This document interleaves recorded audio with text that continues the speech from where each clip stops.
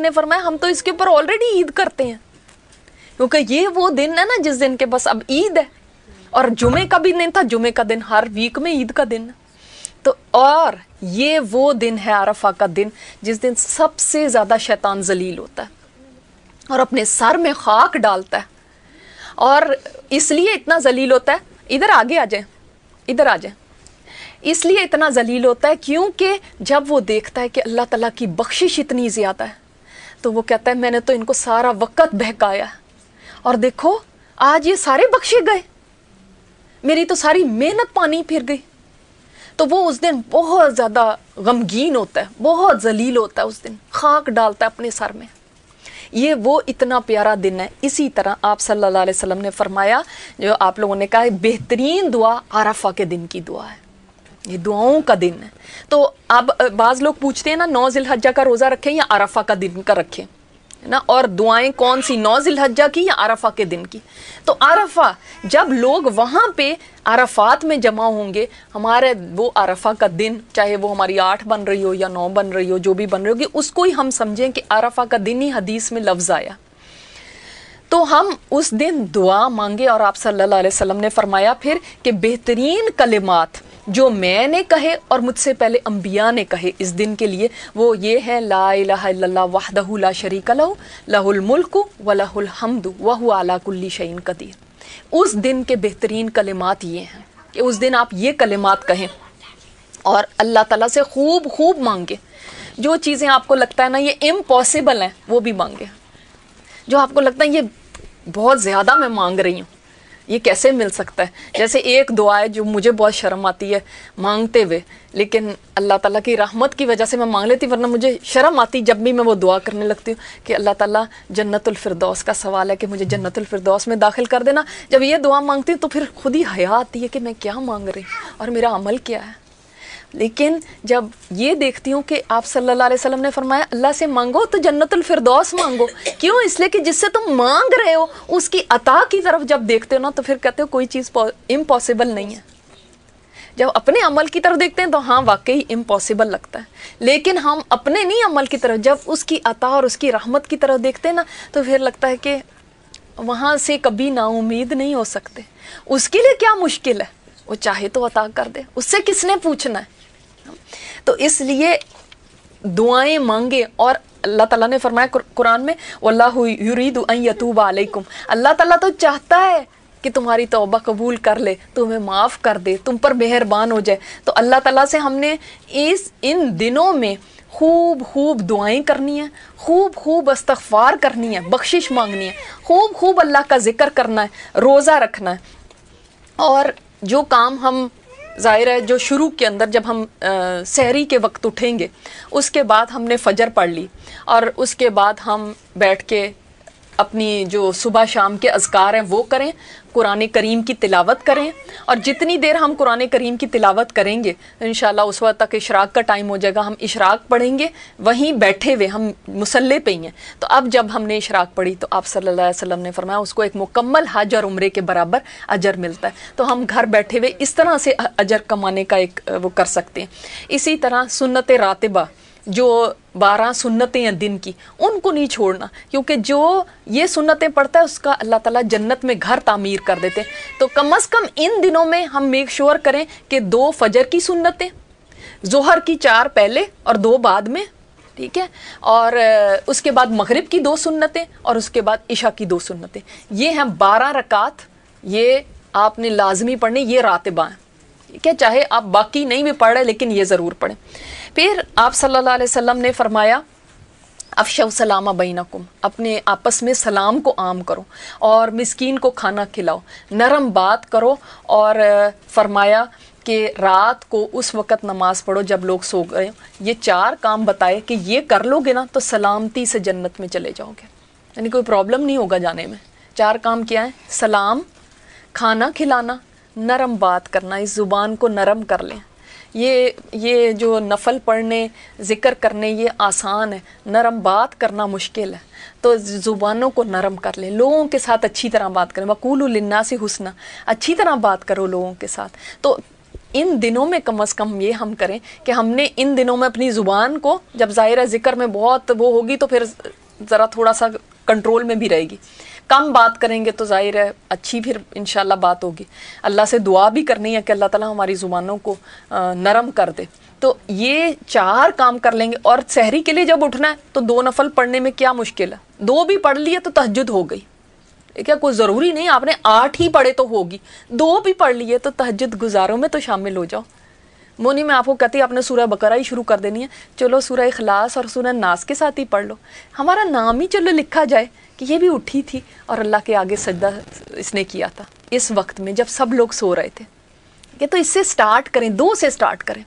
تو انشاءاللہ تعالیٰ جب ہم سحری کے لیے اٹھیں گے تو یہ کام بھی ہم کریں گے. دیکھیں جنت میں جانا جو ہے نا یہ صرف دعاؤں سے نہیں ہے، اس میں کوشش چاہیے، یہ صرف خواہشات سے نہیں ہوتا. اور جو انسان نیکی بڑی نیکیاں کرنا چاہتا ہے نا اس کو چاہیے چھوٹی چھوٹی نیکیوں کے موقع ضائع نہ کریں. ان کو یہ نہ سمجھے سلام کرنا کون سی ایسی نیکی ہے اور یہ کون سی ایسی نیکی ہے. اگر آپ چاہتے ہیں نا کہ اللہ آپ کو بڑی نیکی کے موقع دے تو پہلے چھوٹی چھوٹی نیکیاں شروع کریں، ان کے موقعوں کو اویل کریں. اور ان دنوں سے زیادہ بڑھ کے کیا دن ہے جو اسپیشل دن آ رہے ہیں، ان میں ہم نے اپنے لیے جنت کے دروازے کھلوانے ہیں اور جہنم کے بند کرانے ہیں. جنت کے کھلوانے ہیں اور جہنم کے بند کرانے ہیں. آپ کی مرضی ہے، آپ 8 دروازے جنت کے اپنے لیے کھلوا لیں یا 1 کھلوائیں. آپ کی مرضی ہے کہ آپ جہنم کے سارے دروازے بند کروا لیں یا 1 کروائیں، یہ آپ کی مرضی ہے. تو یہ ہماری اس کے اوپر ہے کہ ہم کتنی محنت کر کے اللہ کو دکھاتے ہیں. اللہ تعالیٰ ہماری یہ محنتیں دیکھتا ہے. اس نے تو دیکھیں رحمت کے ایسے دروازے کھول دیے، 1 سال اگلے 1 سال پچھلے گناہوں کی معافی کا وعدہ فرما دیے 1 روزے پہ. سوچیں کہ وہ کتنا غنی ہے، وہ کتنا سخی ہے، وہ کتنا عطا کرنے والا ہے. کوئی کسی کو کہہ دینا کہ آپ جی یہ 1 رات آپ یا 1 دن آپ یہ جاب کریں تو آپ کو ڈبل سیلری ملے گی، اگلے مہینے کی بھی دے دیں گے، 2 مہینوں کی سیلری آپ کو ملے گی. تو انسان کو بخار بھی ہوگا تو کھڑا ہو جائے گا، کہے گا اگر میں بیمار بھی ہوں 1 ٹانگ پہ بھی کھڑا ہونا پڑے تو نہیں، میں آج ڈیوٹی پہ ضرور جاؤں گا. اور پتہ 2 مہینے کی سیلری مل رہی ہے. تو اللہ تعالیٰ تو 2 سالوں کے گناہ معاف کر رہا ہے، کون پیچھے رہ سکتا ہے.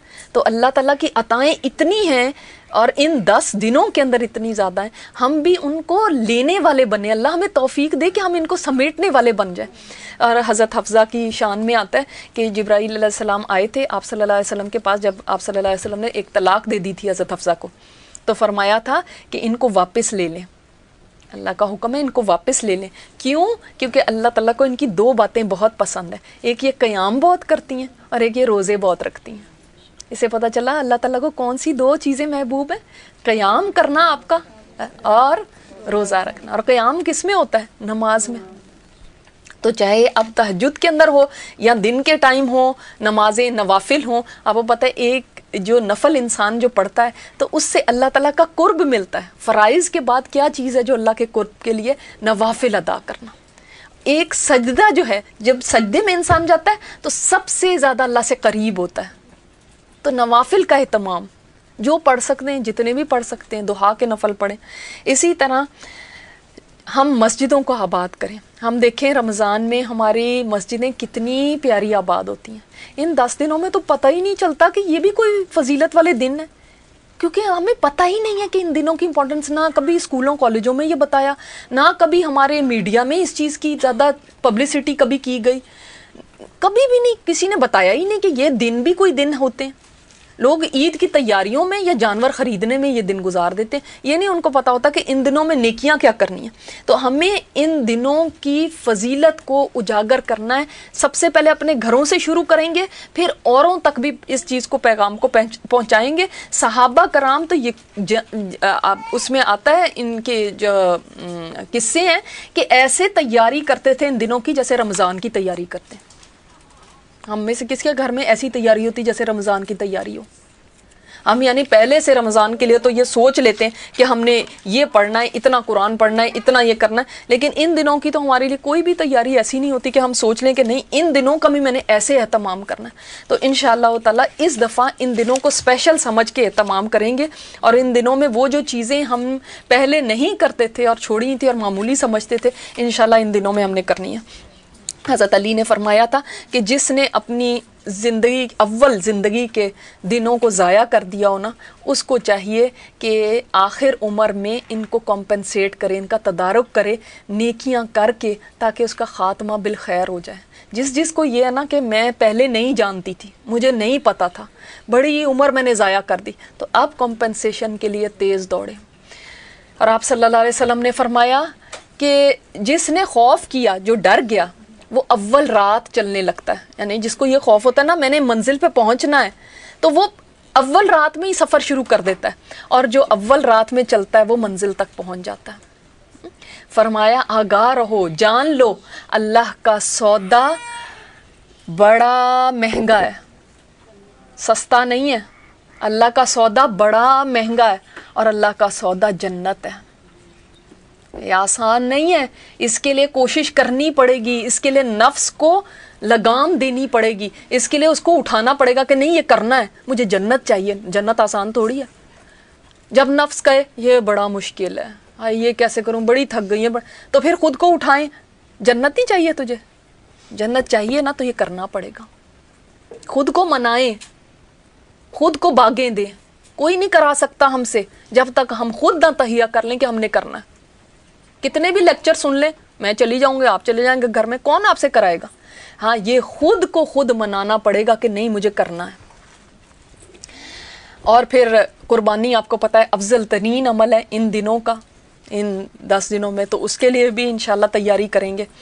اور جو میں آپ کو ابھی بات بتا رہی تھی، ایک نماز سے دوسری کا اجر، اور جو آپ نے حدیث شیئر کرنی ہے جا کے اپنے گھر کے مردوں کے ساتھ خاص طور پہ، وہ یہ ہے، نبی صلی اللہ علیہ وسلم نے فرمایا جو شخص نہا دھو کے اپنے گھر سے فرض نماز ادا کرنے کے لیے نکلا، اس کو ایک حج کا ثواب عطا کیا جاتا ہے۔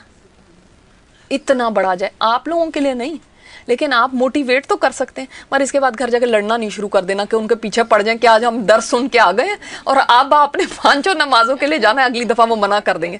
تو ان دنوں میں تو بالکل ہی نہیں جھگڑا کرنا جو آ رہے ہیں، لیکن ان کو اس طرح سے موٹیویٹ کریں کہ اور دنوں میں نہیں بھی جاتے، کم از کم ان 10 دنوں میں کوشش کے ساتھ جائیں، ایک حج کا اجر مل جائے گا۔ دیکھو وہ وہاں پہ حج کے لیے گئے ہیں، ہم کیسے اجر پائیں؟ صرف نہا دھو کے گھر سے نکلنا ہے فرض نماز ادا کرنے کے لیے۔ جن ٹائمز میں آدمی گھر ہوں، فجر اور عشاء کے لیے تو جا سکتے ہیں، ٹھیک ہے، تو آپ لوگ بھی ساتھ جائیں۔ عشاء میں اسی طرح مسجدوں کو آباد کریں جیسے رمضان میں ہوتی تھی۔ اور جو شخص نماز چاشت ادا کرنے کے لیے نکلا اور کوئی کام نہیں ہے، اس کو صرف چاشت کے لیے نکلا، اور یہ صرف ویکینڈ پہ ہو سکتا ہے، تو اس کو ایک عمرے کے برابر ثواب عطا کیا جاتا ہے۔ سبحان اللہ۔ اور فرمایا یہ والی اب آپ لوگ بھی کر سکتے ہیں، ایک نماز کے بعد دوسری نماز پڑھنا، اس کا انتظار کرنا کہ درمیان میں کوئی لغو بات نہ ہو۔ لغویات کیا ہے؟ وہ چیزیں نہیں ہیں جو گناہ کی ہوں، وہ چیزیں جو کہ نہ جس کا دنیا کا کوئی فائدہ نہ آخرت کا کوئی فائدہ ہے، بیکار کی چیزیں۔ ادھر بیٹھ گئے، ادھر بیٹھ گئے، ادھر فون ملا لیا، ادھر چیٹنگ کر لی، ادھر فیس بک دیکھ لیا، ادھر فلان کر لیا، بس ادھر ادھر ٹائم ویسٹنگ۔ جس نے درمیان میں یہ نہیں کیا، اس کا یہ عمل اس کے لیے علیین میں لکھ دیا جاتا ہے۔ سبحان اللہ۔ 2 نمازوں کے درمیان کوئی لغو کام نہیں کرنا۔ ویسے بھی یہ چیز ہے، لیکن ان دنوں میں خاص طور پہ ہم اس کا اہتمام کریں۔